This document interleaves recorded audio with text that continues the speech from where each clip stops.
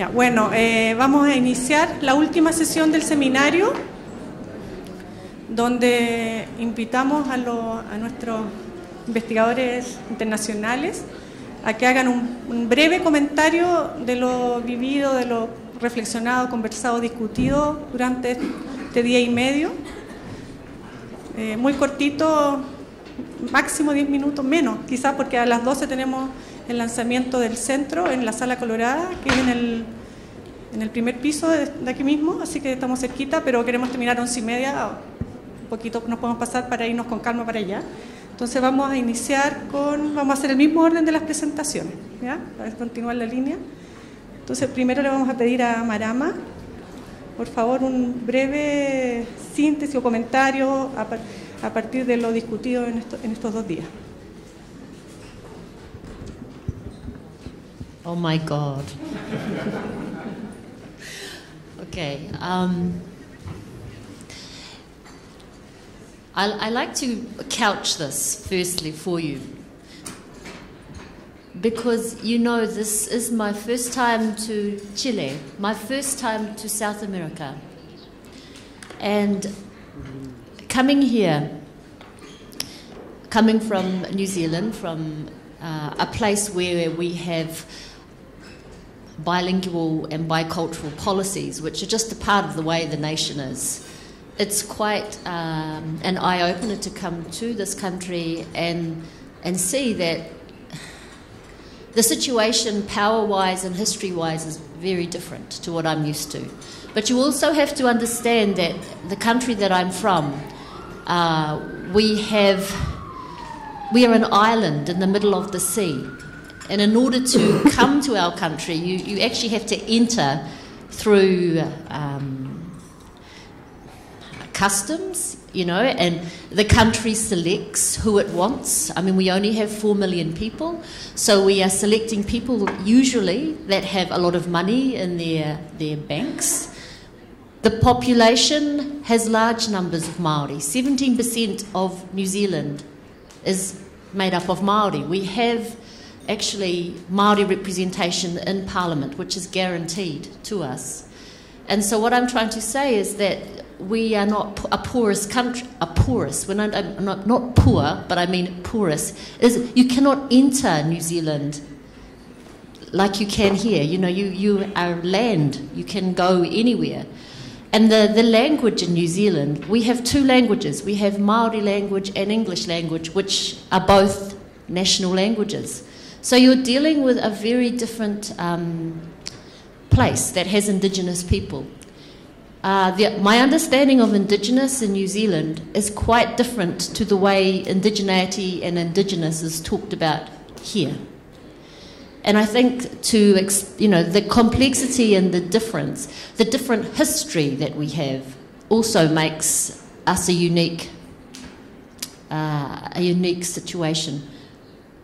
What's also really important to get across to you all is that New Zealand, or Aotearoa as we also call it, was one of the last places to be colonised by the British.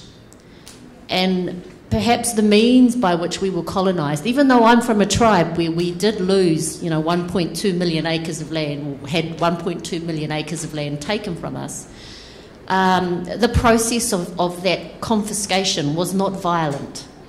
We were moved off our lands, but in the process of that, people were not killed so much. We had our means of production taken away. So for me to hear about all the violence that is happening in America and in North America with guns, I mean, to me, my grandparents would not cope with that. We were brought up as people that it's kind of a little bit British where you say stiff upper lip, just get on with it.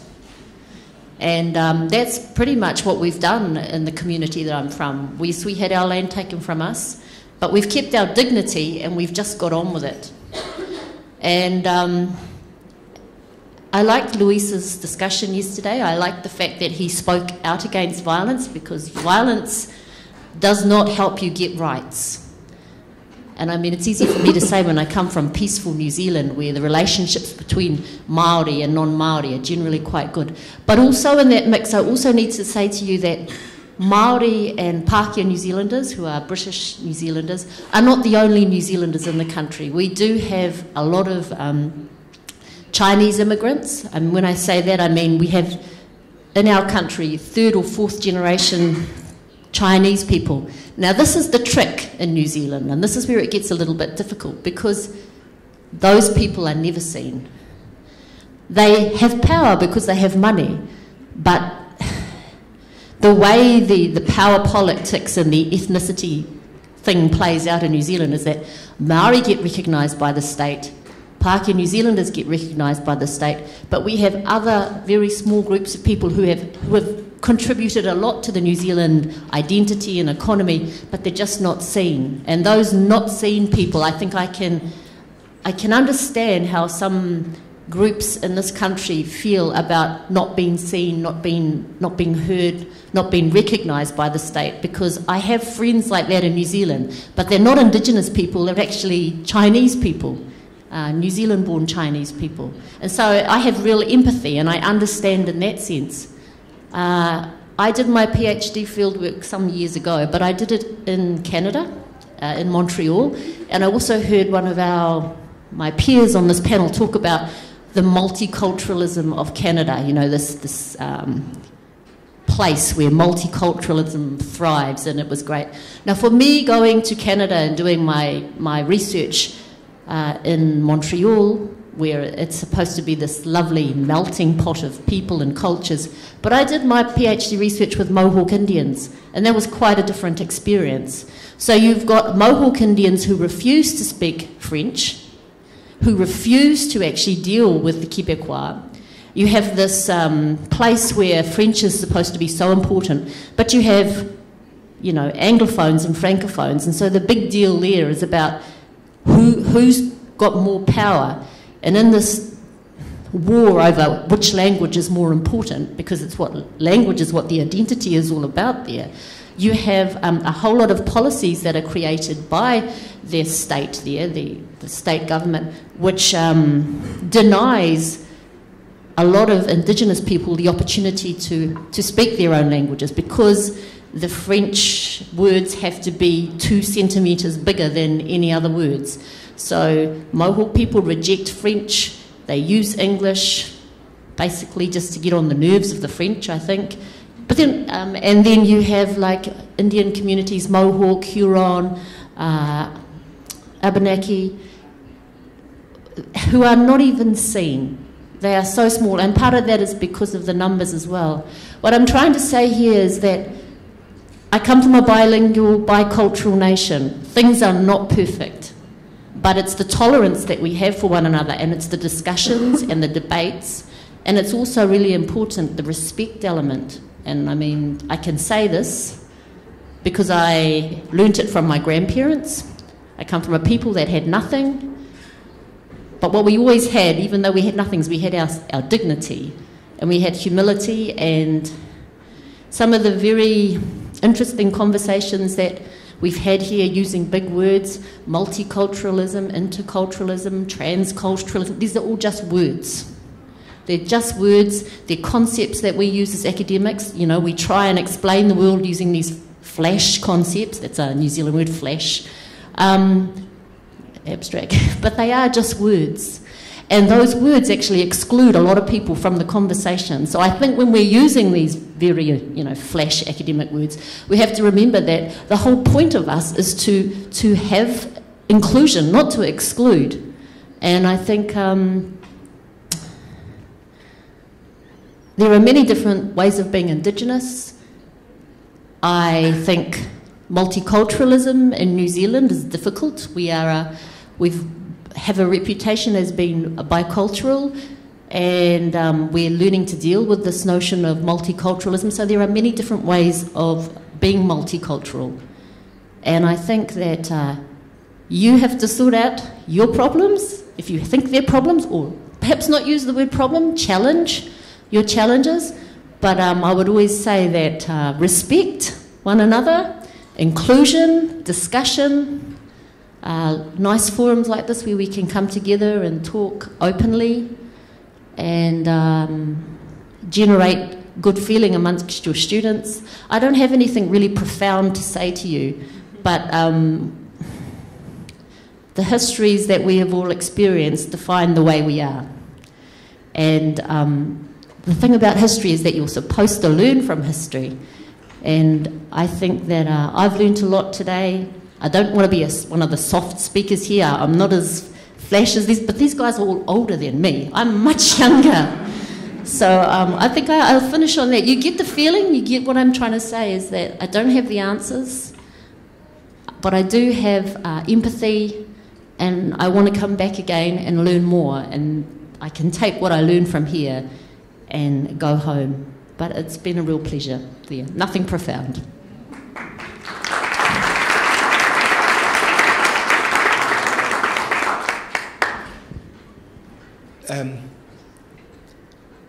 I suppose what I have to preface what I say also in a way similar to my sister, that I come from Australia and my experience in the main has been from the treatment of Aboriginal and Torres Strait Islander people in Australia.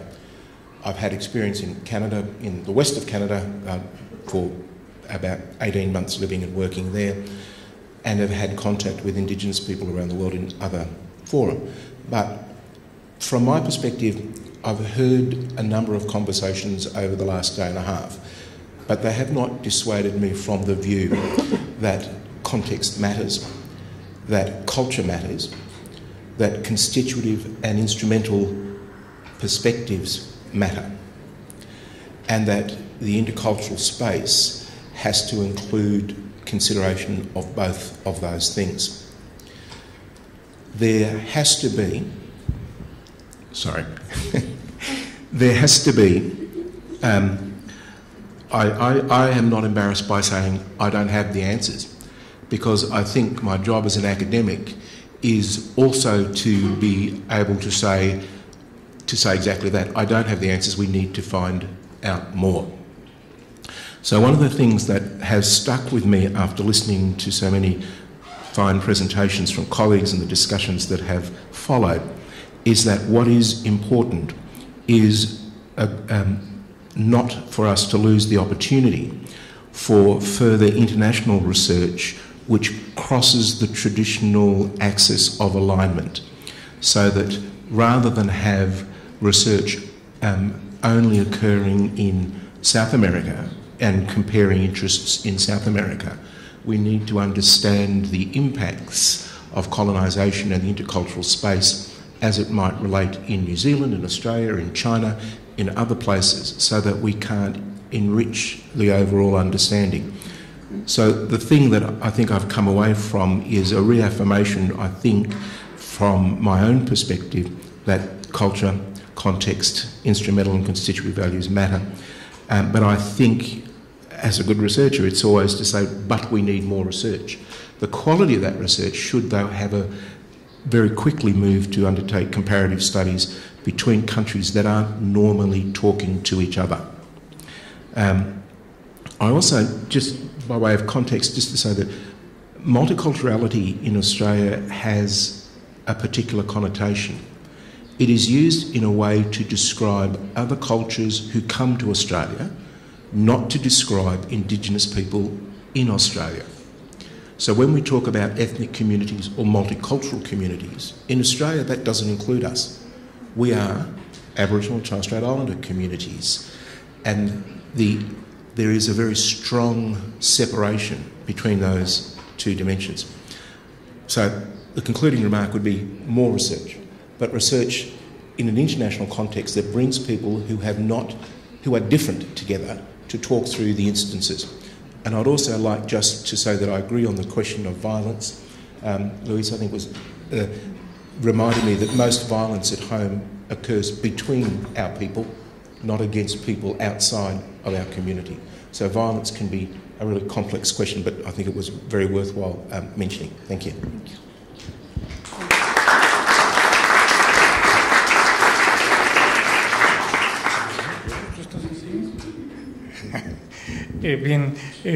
Pues aparte de estar muy agradecido de haber estado en esta reunión, quiero decir que me voy con varias lecciones que aprendí en este contexto, en esta experiencia. La primera es que hace unos días con David visité el Museo de la Memoria. Aparentemente no tiene nada que ver con lo que hemos tratado aquí, pero sí en relación a lo que yo expuse. Me preguntaba varias veces David qué pasaba con México. Si ustedes se acuerdan, a la entrada del museo hay una serie de pequeñas banderas o algo así, donde aparecen distintos países donde han habido comisiones de la verdad. En México no hay nada parecido. No ha habido una situación de tal tensión o de ruptura o de cambio, de quiebre de época, en la cual los mexicanos nos veamos obligados a repensar nuestro pasado. Es una lástima porque los fantasmas y los monstruos siguen vivos, siguen ahí. Y esto me lleva al asunto de explicar un poco esta tensión que yo percibí en la reunión entre los académicos y lo que pensamos los académicos y cómo actuamos en nuestra propia cultura los académicos, una cultura profesional, y la razón práctica general de todo el resto de la gente ajena a la academia. Aquí predominan los académicos, pero entiendo que hay personas que no necesariamente están involucradas. Y creo que en esta tensión de la popularización de los conceptos, de lo que hablaba Restrepo hace un momento, puede haber problemas. Y es un poco otra vez volver sobre los monstruos, porque se olvidó mencionar, no escuché toda la ponencia y me disculpo de aquí del colega, pero sí tengo muy claro lo que ocurrió con las ideas de Franz Boas, y esa es nuestra preocupación como académicos, lo que ocurrió con las ideas de Franz Boas cuando fueron trasladadas a Sudáfrica. Increíble, pero cierto, los etnólogos alemanes establecidos en Sudáfrica, de hecho ellos crearon la etnología en Sudáfrica, pues resulta que leyeron a Franz Boas en alemán, en inglés, y tomaron la idea de cultura, una idea que efectivamente era en contra del racismo, se convirtió en una idea a favor del racismo. Increíble inversión, pero fue real. Resultó que ahora no bastaba con ser miembro de un Bantustán y estar segregado ahí, sino que además te reconocemos tu cultura porque tu cultura es inconmensurable y no puedes salir de ahí. Entenderán por qué los académicos siempre estamos cuestionando. Es a veces un defecto que se nos desarrolla mucho, es mi caso, pero la verdad es que tenemos que hacer esto porque sabemos de las consecuencias. Decía Isaías Berlin, un historiador, que los académicos no se dan cuenta que desde sus escritorios, en sus gabinetes, sus cubículos, pueden crear tormentas en el mundo. Sí, un académico puede estar muy encerrado, muy tranquilo, escribiendo cualquier cosa, pero no sabe las consecuencias que va a tener lo que está escribiendo. Y eso es preocupante, y por eso quizás nuestra actitud de siempre estar moliendo con esto, molestando con este cuestionamiento sobre las consecuencias de los conceptos, cuando en general la gente los adopta y dice, bueno, pues sí, está bien así como está. Sí reconozco, a pesar mío, a pesar de mi manera de ser, que la interculturalidad es claramente un esfuerzo por disminuir las tensiones y las aristas de las diferencias étnicas, y yo creo que ahí hay un valor real que no hay que desperdiciar, dado nuestra tendencia a convertir las diferencias en conflictos. Y sobre todo que esto desemboque en violencia. Como ven, ahí es donde conecto con lo que viene al museo. Que esa es mi lección que aprendí, de que en Chile podremos ser muy críticos de lo que ustedes quieran y manden, pero la verdad es que también ustedes tienen lecciones que ofrecer. Y una de esas lecciones es que han podido manejar esto bien o mal, y supongo que hay gente que está en desacuerdo, sobre todo la del antiguo régimen, pero la verdad es que sacaron a la luz algo que nosotros no hemos podido hacer. Podemos hablar del indigenismo, podemos hablar de muchas cosas, pero la verdad es que no lo hemos podido resolver, y esa es mi lección. Quizás yendo un poco más allá, diría que ¿qué hacer frente cuando una diferencia étnica se convierte en un conflicto étnico? Claro, el analista seguramente tiene cosas que decir, pero el asunto está en que ya cuando está establecida una pugna, que espero que no se presente, una pugna muy fuerte y que desemboque en la violencia, encuentren los medios de resolverlo. Yo creo en ese sentido, cifro mucha esperanza en esta capacidad, y a pesar de todo entiendo las dificultades que hay para tratar con las fuerzas del anterior régimen los asuntos de este tipo, y entiendo el progreso, como dijo una persona hace un momento, el progreso que fue salir de una dictadura y ahora poder hablar de estas cosas y hablarlas libremente. Pero la lección que también les traigo de esto es que sí, hemos hablado de muchos sismos el día de hoy. Hemos pasado de uno en otro y rápido. Restrepo nos restregó una cantidad de ismos. No estoy en contra, por supuesto, me parece correcto, pero el asunto es que faltó un istmo por ahí, o creo que faltó uno, seguramente faltaron otros, pero uno de ellos tiene que ver con que los humanos en la antropología, o incluso como ciudadano, me parece que todo lo humano nos concierne. Y es más, agregaría algo más, parece obvio pero decirlo, pero no creo que solamente sea eso, y es que toda vida humana importa. Nunca permitiría yo, bueno, a veces no podemos hacer nada, pero justificar muerte de otra persona yo creo que es imposible ya ahora.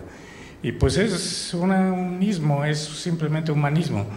Creo que sí hay que insistir una y otra vez en que los derechos humanos están sobre muchos otros derechos, están quizás sobre todos, y de que los derechos colectivos de un grupo en particular, pues puede ser muy valioso luchar por ellos, defenderlos, etcétera, pero no nulifica los derechos humanos. Creo que hay que encontrar la manera de conciliar los distintos niveles en los que se presentan todos estos derechos y estas prácticas y estos sismos, y encontrar la salida a todo. Yo creo que en principio, si estamos pensando y discutiendo sobre estos asuntos, por muy críticos o defensores que seamos de ellos, de todas maneras creo que en el fondo está esta idea de que estamos buscando la salida a todo eso. No se trata de imponer ideas, no se trata de seguir modas, no se trata de nada por el estilo, pero sí de encontrarle salida a todo esto. Yo creo que esto es lo más valioso que aprendí en esta ocasión. Gracias.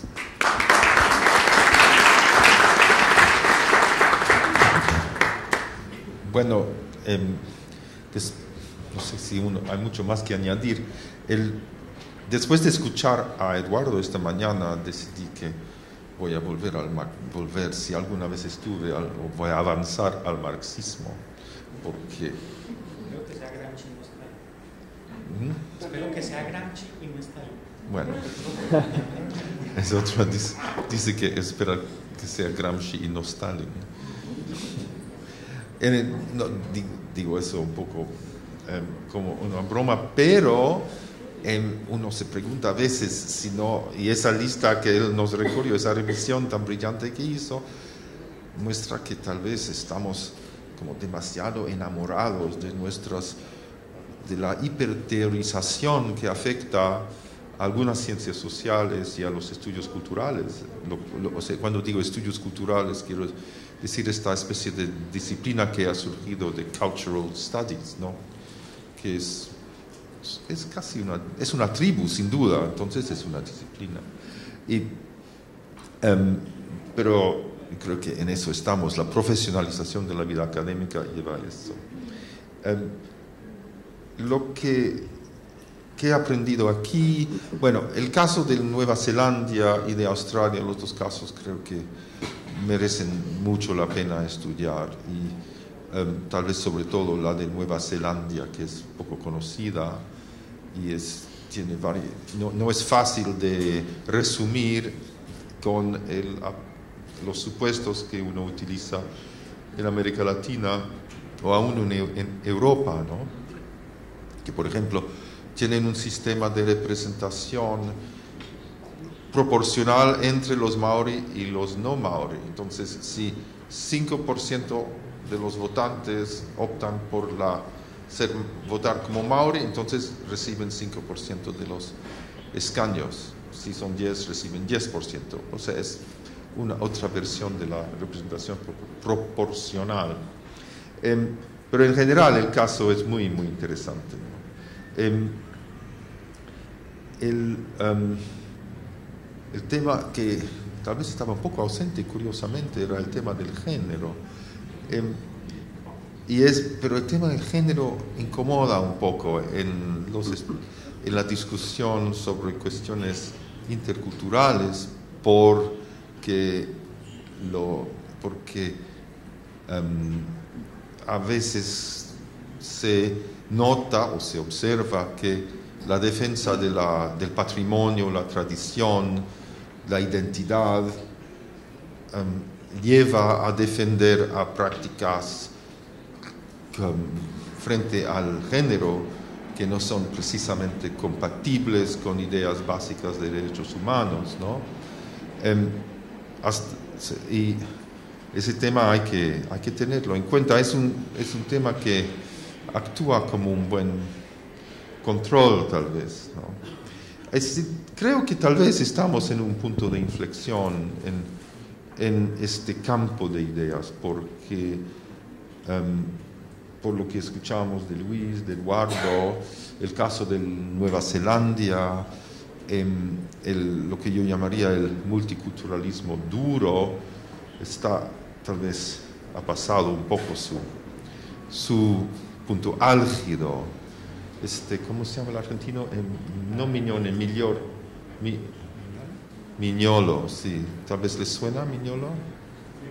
Sí, estuvo en una reunión de los latinoamericanistas ingleses y no le fue muy bien. Estuvo de convidado de honor y se fue de convidado deshonrado de alguna manera.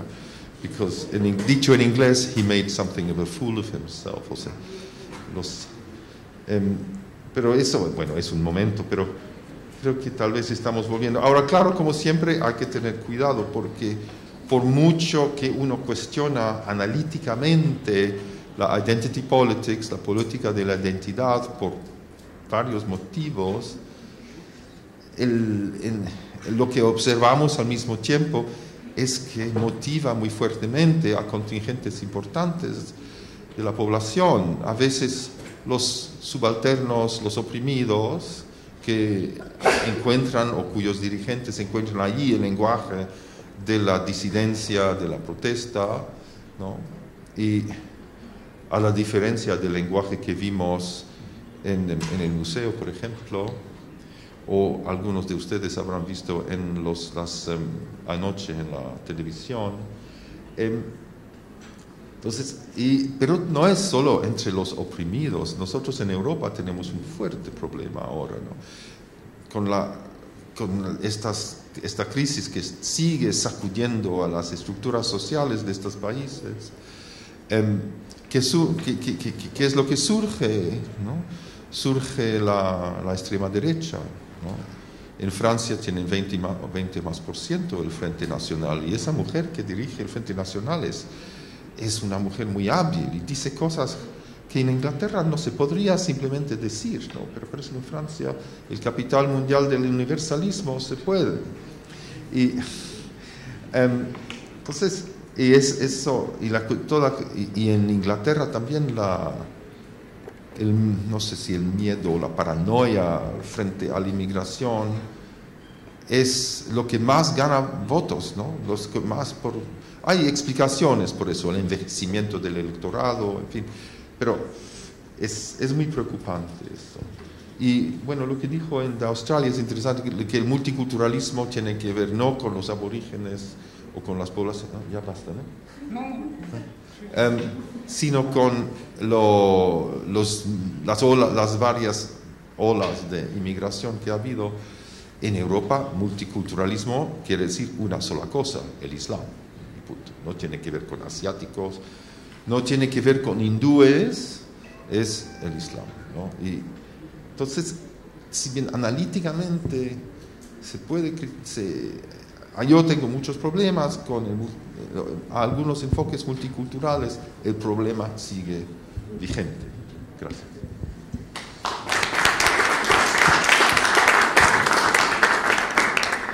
Yo voy a ser bien cortico. Primero, resaltar la posibilidad de ver contextualmente cómo se articulan los multiculturalismos o los debates de interculturalidad que los otros colegas han resaltado. Eso me parece valioso, es una experiencia que yo he aprendido mucho y que me alegra haber podido estar acá. Otra cosa que resaltaría es la posibilidad misma de ver estas discusiones no solamente en términos académicos, sino en su dimensión política. O sea, hemos estado hablando mucho de lo académico, de la teorización y cosas como esas, pero yo creo que en el subtexto y todos tenemos claro de que esto no es simplemente un ejercicio de preciosismo teórico, sino que es un ejercicio que tiene que ver con el mundo, ¿no? Y creo que yo he aprendido desde estudios de casos tan concretos y también elaborados como el de Nueva Zelanda y el de Australia, hasta los otros que vimos de acción afirmativa o el asunto del conflicto del multiculturalismo, Brasil, México y todo eso, he aprendido mucho que hay una responsabilidad al pensar, y no solamente de los académicos, sino creo que de otra gente también, y la responsabilidad al pensar implica tener menos respuestas que preguntas, tener muchas más preguntas que respuestas. Lo diría recogiendo un asunto, no habitar certezas, no creernos a nosotros mismos tanto, no reposar en ese lugar de seguridad que es el primer paso hacia el totalitarismo epistémico y político.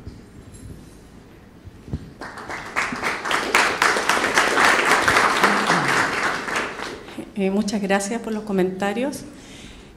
Yo unas breves palabras para finalizar el seminario. Quiero partir agradeciendo la participación de todos ustedes en este seminario y también al equipo organizador que está detrás, que hizo posible esto. Por ahí hay algunas personas, otras están afuera preparando el lanzamiento del centro. Agradezco también muy especialmente a los invitados internacionales, Marama, Jane, Luis, David, Eduardo, quienes compartieron con nosotros sus reflexiones y estudios desde sus realidades, sus países y de sus territorios específicos. A su vez, a los comentaristas y moderadores, quienes hicieron una lectura desde Chile de estas presentaciones que permitieron reflexionar sobre nuestra realidad chilena y en particular vinculada a las relaciones interculturales y a los pueblos originarios en Chile. En los temas planteados quiero destacar algunos. Los conceptos para hablar, reflexionar, discutir e investigar sobre la diferencia. Creo que es un tema que atravesó todo el seminario. Y surgieron con fuerza las tensiones de estos conceptos, especialmente interculturalidad, multiculturalidad, reconocimiento, acción afirmativa, interhistoricidad y varios otros que nos agregó Eduardo aquí al final. La categorización de la diferencia. Otra tensión también que salieron en algunas presentaciones ayer entre la definición académica del Estado y de los propios sujetos involucrados en esta diferenciación. Ambos aspectos se vieron reflejados en los ponencistas internacionales, con un lenguaje de cada país también, de cada pueblo, que recoge la discusión sobre el tema a nivel académico, intelectual y también de los propios pueblos indígenas o originarios, que también hay una tensión con el concepto que se planteó ayer. Este debate nos llevó a mirar la complejidad del tema de la diferencia, o como hemos llamado en este seminario, de las relaciones interculturales. No podemos dejar de lado a los diversos actores, cada uno con su diversidad interna, particularidades territoriales y nacionales, incluyendo a los agentes del Estado, a las empresas, a los pueblos originarios, la población migrante y la población en general con sus diferencias, población indígena o no indígena, ¿ya? Uno de los aspectos comunes son los enfoques de la diferencia, hacia la diferencia. Los estudios presentados en sus respectivos países, como así también la mirada desde Chile de los comentaristas. Es que la construcción de esta diferencia tiene relación con procesos históricos de dominación y que se constituyen bajo relaciones de poder, de imposición de un modelo de Estado, un modelo económico, y que finalmente la constitución de los Estados nacionales. Esto está atravesado también por la violencia, o como le llamamos en Chile a veces el conflicto, que se proyectó en la constitución de los propios Estados, pero que se ve hoy día también con nuevas facetas. Y también por la capacidad que tienen los propios pueblos indígenas de contención, de generar diversas formas para hacer frente a esta situación, como lo vimos también en diferentes casos, tanto a nivel colectivo, académico, como también a partir de su vida cotidiana. Por último, considero que la riqueza de esta experiencia de un día y medio del seminario, de mirar y reflexionar sobre las relaciones interculturales en diversos países, enriquece nuestra propia mirada. Es un espejo a cada uno de nosotros sobre nuestras miradas. Mejor aún, creo que nos cuestiona y nos derrumba o refuerza visiones o paradigmas que a veces son limitados y nos cuesta verlos como limitados. Como también nos invita a volver a temas que, como se dijo también en este seminario, en diversas ocasiones se pensaron que estaban olvidados, y también en la antropología, como debates superados. En fin, nos invita a la necesidad de tener provocaciones como las que tuvimos acá, como muchas, ¿cierto?, que nos cuestionan nuestras certezas y las visiones definitivas, mirando esta multivocalidad que estaba en el subtítulo de este seminario. Y que la riqueza, más que en el consenso, es en tener la capacidad como académicos, actores sociales, que estamos involucrados en estos temas, para debatir, a tener la capacidad de cuestionar las miradas y dialogar, que eso a veces en Chile cuesta un poco esto de debatir, ¿sí? Y que también estas cuestiones aporten a otros actores o agencias, que como vimos en diversas presentaciones o comentarios, el modo operandis, por ejemplo, estoy hablando de las políticas públicas, de los proyectos de desarrollo nacionales o los proyectos de desarrollo indígenas, como el caso de Chile que tenemos en México, tiene un impacto mucho mayor en la vida cotidiana de las poblaciones que la misma academia, porque impacta su forma de vida, impacta en los mecanismos organizativos internos de las comunidades, en las formas de negociación e inclusión y apropiación y disputa de los recursos naturales. O sea, tiene mucho más impacto las políticas públicas, la empresa a veces, que lo que nosotros generamos como academia. Y esa es la pregunta para cerrar. ¿Cuál es el rol de las universidades, los académicos, los intelectuales? ¿Qué impacto tienen en el desarrollo que se generan con estos procesos? Los impactos que tienen para las familias. ¿Estamos dando cuenta de esto y debatiendo con estos actores? ¿Estamos influyendo en la construcción de políticas interculturales, multiculturales o de reconocimiento, que, como se dijo en la mayoría de los casos, se han llevado de mala manera o de muy mala manera? ¿Cuál es nuestro rol? Finalmente, creo que el seminario refuerza la necesidad del enfoque comparativo. Es insuficiente la mirada nacional, incluso la mirada regional, como nos pasa en Chile. Algo es claro, la diversidad al interior de los países, la necesidad de tener una mirada más allá de las fronteras nacionales, como dijo también Sergio hace poco, de mirar los procesos globales, pero sin perder esta especificidad. Y nuevamente agradezco a todos ustedes esta posibilidad de dejar de mirarnos a nosotros mismos solamente, y espero que este seminario sea una invitación para seguir debatiendo en otras instancias y también de buscar los aspectos en comunes, ¿no? Las diferencias, pero también los aspectos en comunes que nos unen hacia, esperamos, un futuro mejor que el que estamos viviendo hoy en día. Muchas gracias.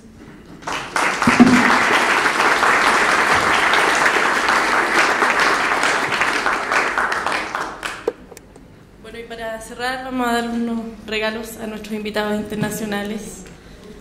Les agradecemos mucho su presencia, han sido un súper gran aporte para ISIS y para todos los que han venido al seminario.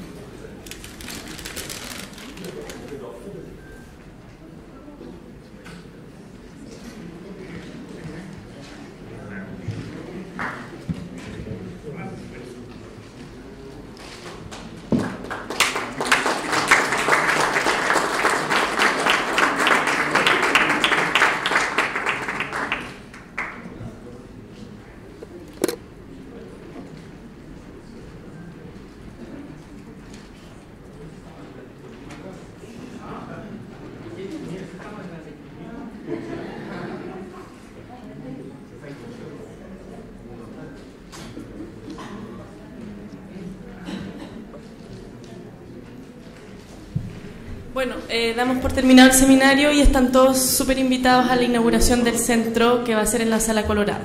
Muchas gracias por asistir.